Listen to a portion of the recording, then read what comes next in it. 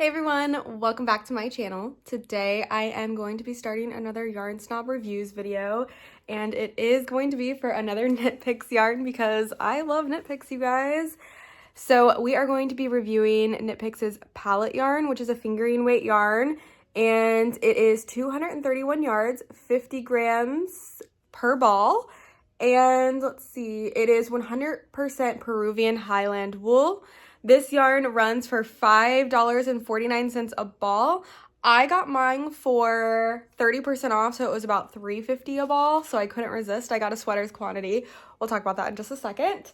I saw the email for their sale for the 30% off on the palette. I went and looked at it, and I was like, I know what pattern I want to make. So I'm going to be doing this video, the Yarn Snob reviews, and then I'm also going to be doing a video for the pattern that I'm making, which is Junko Okamoto's plume sweater. I've had it on my list for years. I love Junko Okamoto. I haven't knit anything by her in a while, but I want to make a video documenting that process because her patterns are so fun. They're so much fun and usually so unique to knit.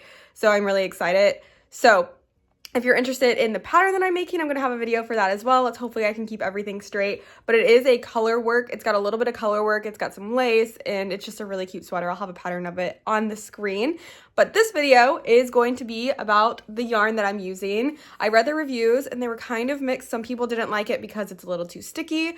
But whenever I read that, that's exactly what made me want to knit the pattern that I chose for it, because I haven't knit that sweater yet, because I was looking for a wool yarn that is a little bit stickier and a little bit more rustic that's in an affordable price range. So we decided that this would be perfect. It's got a loose-ish spin on it, if you can tell. It doesn't feel incredibly sticky to me. Hopefully it softens up a little bit with wear, but it's not like scratchy either. Yeah, I'd say it's pretty, initial thoughts, it's not too bad. I'm not really sure how this is going to work out because I've never knit with 100% Peruvian Highland wool, I don't think. There's a possibility I have, but it's been a while if it has happened. I got 3 colors technically, but I'm only going to be using 2 in this yarn review. This is my contrast color, which is Grizzly Heather. I'll show you my main color in just a second. So I chose Grizzly Heather. I'm going exactly like with the colors that Junko used because I just really like that combination. That's the whole reason I wanted to knit the sweater. So Grizzly Heather is my contrast color. I got another color that's in the bedroom because I wasn't sure how high the contrast was going to be because it's really hard to buy yarn online. So I just ordered 2 of the contrast colors to see which one I liked better, and Grizzly Heather 1, which is just a chocolatey brown color. And then for my main color, I got 2, 4, 6, 8, 10 balls of my main color because they're 50 grams each. So I think that's how the math worked out, was to get 9, but I always get an extra skein just in case because I don't want to run out. And this is in the color Wallaby, which is a taupey color. It's really hard to see in this packaging, but I will show you guys later on in the video. I just don't want to open it at this exact moment, but initial thoughts is I think I'm really going to like it for this pattern. I'm really excited to try it out. Now, obviously, it's 100% wool, so we are going to have to hand wash, which is fine by me because it is a sweater for me. I'm not making this for anyone this time. So, yeah, I have no business cashing on another sweater, but I'm going to do it anyways. So, if you guys want to see how I like Knitpicks' palette yarn, just keep watching and we're going to talk about it. We'll do it in our normal format where I'll just start knitting. I'll give you my thoughts throughout. We'll show it unblocked, and then at the end, we'll show it blocked so you can see how it changes with blocking. And yeah, I'm really excited to make this sweater finally. So yeah, how many times am I gonna say that? Bye. Okay, so change of plans. I am still gonna knit the sweater, but I decided that I'm gonna use the other contrast yarn that I got, and I am going to knit like a little bra top first. So that is this one. This is in the colorway Pumice Heather. It's a little bit lighter than the other contrast color I showed you guys, and I think it's enough to knit a little bra top. I'll put a photo of it on the screen, and I just really want to cast that on. So to keep my yarn review fair, I have to use that to make the video because I'm going to make that top before I make the sweater.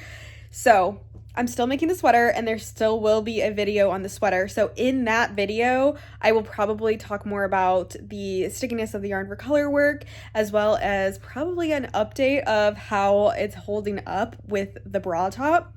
I just really want to. So that's what's gonna happen now, and I'm excited. Hopefully this is enough yarn for a little bra top. It's 231 yards, like I said, so fingers are crossed.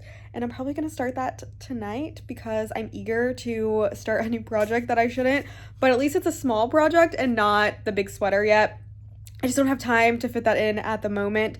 So we're going to do the bra top, and that's what the review is going to be for the yarn. And then I will still do the other sweater, like I said, and that video. And then you guys will hear more about the yarn there. So yeah. Guys, I've started on the top, as you can see, and I am loving this yarn already. Like, Knitpicks can clearly do no wrong because I've loved all the last yarns that I've tried from them, but you can already see the good definition, and it's nighttime, so the lighting isn't amazing in here. I just have my grow light on, but the ribbing looks so good, and honestly, it's not splitty at all.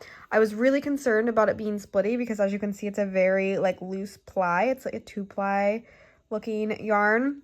I haven't had any issues with the splitting, and that might just be because I'm more experienced in knitting and working with different kinds of spins of yarn, but I haven't had any issues of having to take back because I split the yarn. I'm knitting this on a 2.75 knitting needle, which is kind of surprising to me that it worked out. I thought this yarn was like a little bit thicker, honestly, but it's pretty thin actually, so I'm really enjoying that. It's making for a really nice fabric that's going to be perfect for a little bra top because you don't want it to be see-through. So yeah, I'm very much enjoying it, and I think it's going to work really, really nicely for that sweater I'm wanting to make with this yarn, which again, I'm going to keep making that video for you guys, but I wanted to make this first because it's a little bit less work. And I really just wanted a satisfying project to work on. So I'm really loving this. I like how rustic-y it looks, but it doesn't feel very rustic-y. Like, it's pretty soft, but you can see the fibers on there. That's not just like lint or something. That's from the actual yarn fibers. So I'm thoroughly enjoying this project so far, and I'm excited to keep knitting with it. It's very stretchy, and okay guys, so here is the finished piece. This yarn, I have been wearing it for about 5 minutes right now just to like adjust the straps and everything because there are adjustable straps on it, but it's so comfy against skin, and this is such a sensitive part of my body, so I'm really impressed. It's not like itchy or scratchy or anything. I haven't yet blocked it. I just wanted to show you it pre-blocking. I know it's a bra and it's a little scandalous for some people, but I was so excited to make this. It's so cute. I am really happy that I made it. I'll show you guys the yarn a little later. I have a little bit left, and it's so cute. It's like in the shape of a flower. I really dig it. But so far, I'm really happy. I did sew some elastic into the band here, which is why it's staying down, but it did not before. I'm gonna make a finished object video for this top because I really like it, but I am so pleased. I just want to show you guys. You can see what it looks like. It is ribbed, and it has some really good definition in the yarn. It was so pleasant to work with. So far, it's getting 2 thumbs up for me. There's my other thumb. And I'm gonna throw it in a water bath. I'm a little nervous, but it shouldn't grow too much because it's not super wash, so fingers are crossed. It doesn't grow too much because it fits really well right now. I think I'm gonna have to adjust the straps a little bit more. That's gonna come in the finished object video. I'm gonna go more into detail about all of that, but yeah, so far I'm really enjoying the yarn. It was really pleasant to work with, and yeah, let's go ahead and get this blocking. Okay, so this has been blocking for like 15 minutes or something, and I came in and I did touch it, but before I touched it, it all looked like this, and it's a little alarming that it felt it, but this is just lukewarm water. Like, it's not very warm at all. So that just definitely goes to show that this is more of a wool yarn rather than like a superwash, because you can see all of those fibers from the wool. When I touch it, it doesn't feel felted, but this is what it's looking like in the water. You can definitely see a lot more of the fibers. I'm gonna take it out now and like wring it out and then lay it flat to dry. I'm not gonna be pinning it or anything. You can see my little hand sewn job there, and I'm gonna go more into that in the finished object video. But yeah, I just wanted to show you guys. That's what it looked like. So don't be alarmed, I guess. It doesn't feel felted to me. Okay, well, that's it. Okay, so sorry about the background noise. I will make this quick and the weird lighting. It doesn't appear to have grown any, and it also doesn't appear to have shrunk any. It does not feel felted at all. But you can see, like, putting it in the water definitely made these fibers come out some and make it look more like a traditional rustic wool, which it is. It's a Highland wool. It's definitely not superwash. So I just want to, like, give you guys all of those things, so when you put it in water and you take it out, you don't get stressed out. Like, it feels totally fine and normal, and it doesn't look like it shrunk any. It doesn't look like it grew any. So I'm really pleased so far. It feels really nice when it's wet as well, and I did use a nice wool wash, so it should have a nice little scent to it as well. But it's just gonna sit here on my regular towel on my dresser. It's been really dry this winter in my house, so hopefully this will dry pretty quickly, and I will be able to come back to you when it's all finished, and we'll wrap this video up. Hey guys, so here is the finished block top, and I just wanted to show you guys. This is what I had left from it. It is like a really cute flower cake thing, so I really need this to be a little higher, so let's just talk like that. So overall, after blocking, it is literally the exact same as it was before blocking. There was no change at all. And that's really great because, you know, sometimes blocking and growing is really a helpful thing if you are knitting a garment that's a little too small and you just need it to fit a little bit better. But sometimes you want it to be exactly like you knitted it. And I think this yarn really provides that for you. There is no superwash qualities to it, so it doesn't grow with blocking. As you can see, it looks pretty much the exact same as it did pre-blocking, as I said 600 times already. But I did want to mention that I don't think the yarn is like super sticky. Like, it's not like, you can see that the fibers are connected to themselves, but it fell off there. So it's not the stickiest yarn in the world. So I do think it's going to be good for color work, but it's not going to be so sticky that like I can't go back and frog super easily if I mess something up in color work. But I do think it's going to, like, the fibers are going to hold really well. So I am really excited to use this yarn for the pattern I bought it for, the sweater pattern. And again, I will be filming that process as well for you guys. I just don't know when that's going to take place. And I'm really glad that I made this cute little bralette first, so you guys can see the definition of it. I'm sorry if it makes you uncomfortable that there are boobs on the camera. We are all human here, okay? And it makes me happy. I think it's really cute. It turned out really nice.